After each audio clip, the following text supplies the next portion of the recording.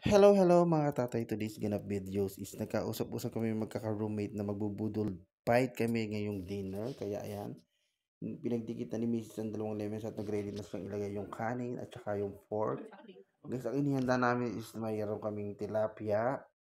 Steam namin tilapia, dalawang malaking tilapia, may okra, may kangkong, at then may chicken, tsaka yung baboy, hipon, itlog na pula, kamatis, at saka may soft drinks din kami guys.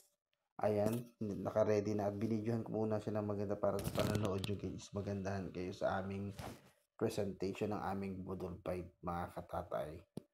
Ayan, habang binibidyohan ko is mag-ready na silang kumain dito sa aming lamesa. Kaya nag-pray muna kaming magkaka-roommate. Ayan, nag-pray muna kami habang nangungulit si Habhab dito sa aking vlog. Ayan, mag-start na kami mag-pray mga katatay para pakakain na rin kami ng aming inihandang budol fight this dinner. Ayan, nangungulit ang bata. Start na rin kami kumain mga katatay. Ayan. Ayan, wala na kami pakialaman sa isa dahil gutom na nga kami dahil at 10 PM na ng gabi ang aming dinner dahil inintay namin yung anak ko. Ayan, salo-salo na kami. Thank you for watching. Bye-bye.